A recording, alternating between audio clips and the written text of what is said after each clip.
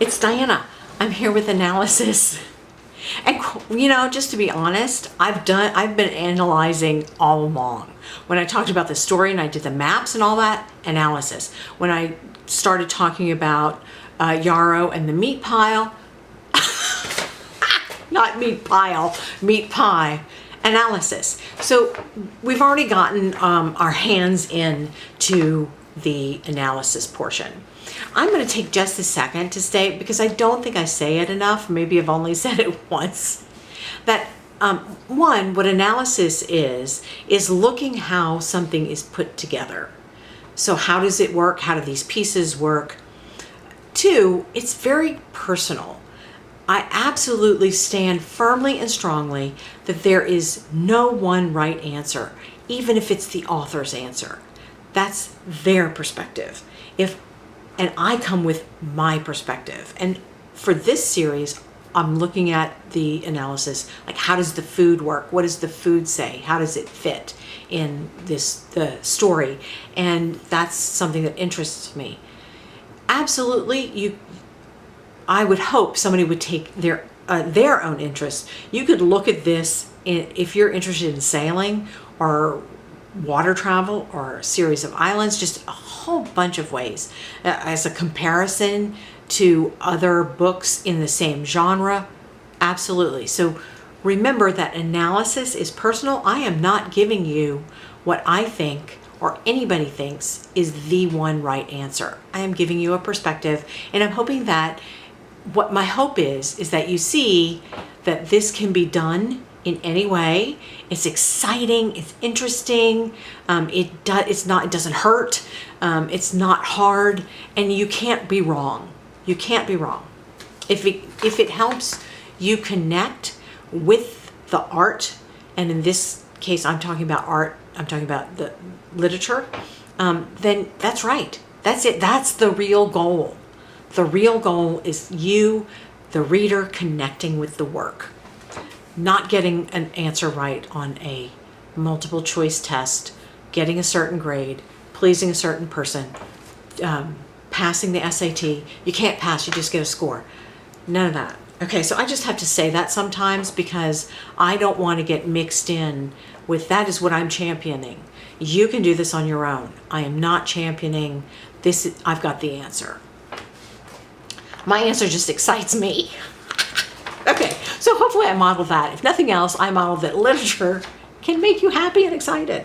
All right, so going back to the food and the actual analysis of this work, remember I said there was a point when I was reading this book where I really literally put the book down and thought, there's no food in this book.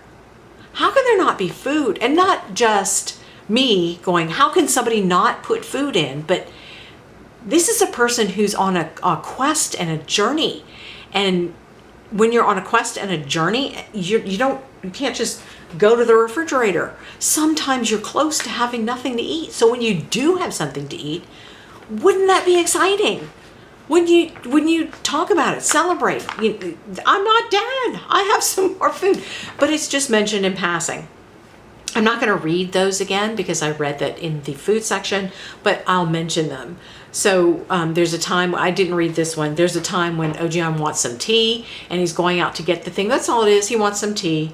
Ged is shown the dining hall at the Wizard School, and they have piles of food, but that's it. Piles of steaming food, generic food. People come together for a meal. But that's it. The man of the hall, the lord of the castle, he's there when they eat. What do they eat? Who knows? Who cares?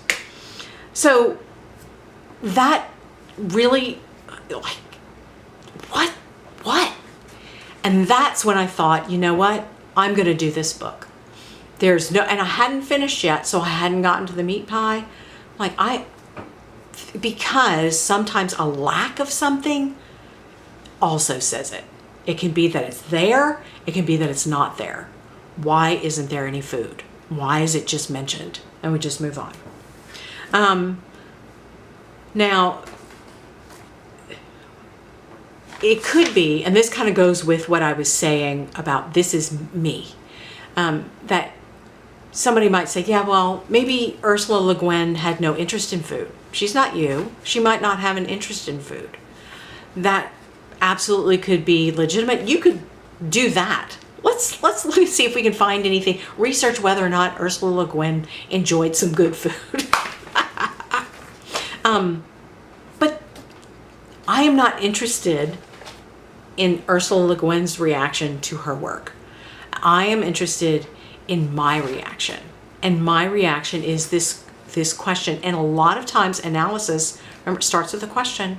Why isn't there any food? How blank? Why isn't there any food? So this is me. So going back to what I said in the story portion and the maps. And remember I said, we're getting close to analysis here. Maps imply movement. There's a journey, there's a quest, there's searching. What Ged is not is staying home. Remember, hero takes a journey. Hero goes somewhere. He is not staying home.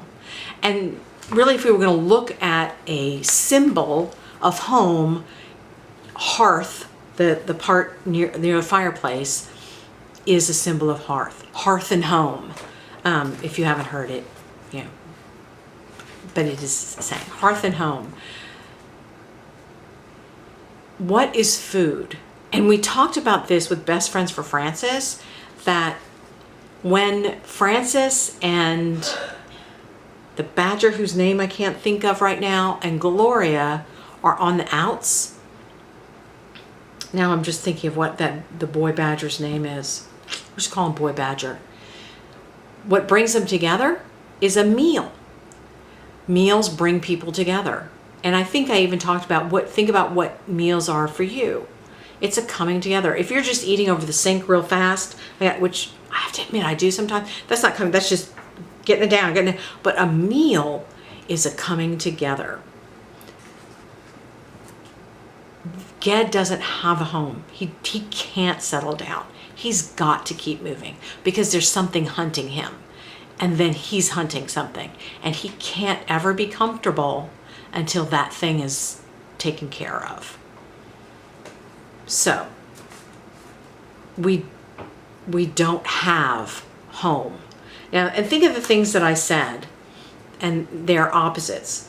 Moving is the opposite of settling or settlement, which if you have a community, you have a settlement. You settle down, you settle in. Journey is the opposite of home, or does not equal, I don't know if it's the opposite, but they don't equal home. You don't, though there is a book called Journey Around My Room, but generally it's a journey out away from home. I go. So it's not home. Quest is not equal to routine. And in my routine, so the fact that there is no food shows or is a portion of or emphasizes the fact that Ged is on the move, and not just having a good time, I'm going on a road trip, I'm going to have a vacation. No, it's I can't sit still. I've got to keep moving because this thing is going to find me, or I've got to get this thing before it gets away. Whew, I can tell I've been talking a lot. The time that we get to see Yarrow with the meat pie is at the very end. And it's right before that final battle. And it's in a home. It's in Vetch's home. And it's not just Vetch fixing a pot of tea. It's Vetch with his family, his brother and his sister, on the island where he grew up. So there is a home, just not Ged's home, but Ged is in it. And the discussion that I read with the story, and why can't you just conjure up a meat pie and be fine? And Ged says it's just a word. It's just a word. It doesn't have, well, I can make it smell good. I can make it taste good. I can make my stomach feel full, but it's not going to feed my body. We could even take this, if we want to go really farther, and say that the same thing is true. I mean, he's searching for something. He's moving.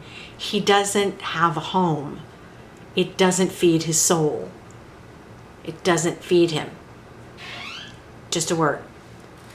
So, and I also think it's significant that she's talking about cakes, and she doesn't say, why can't you just conjure up an oat cake or a wheat cake or a hearth cake or whatever they're called. She says meat pie. Meat pie is something that is substantial. It's got some, hopefully the one I created, but I'm filming this before I create one. That's my last thing to do. Has some substance to it. It can fill you up. It can be all those things that Get says. It can be odorous and savorous and fill your stomach, but actually give you some good stuff. So meat pie, it symbolizes, this is what I wrote, it symbolizes real sustenance, something that really feeds you, permanence, like it's really here, and the benefit of home, which cannot be duplicated with magic, and which Ged can't have until he gets rid of or he understands this shadow part of him. So that's where I ended. That's all my notes. I have to rely on my quick thinking brain of one, and I'm going to stick it in at the end because I don't like thinking of them on the fly because they never sound good enough. But that's the end of the analysis besides this slide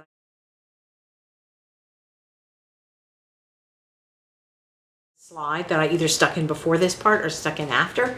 And that was what a wild ride from a book that I didn't think would fit at all.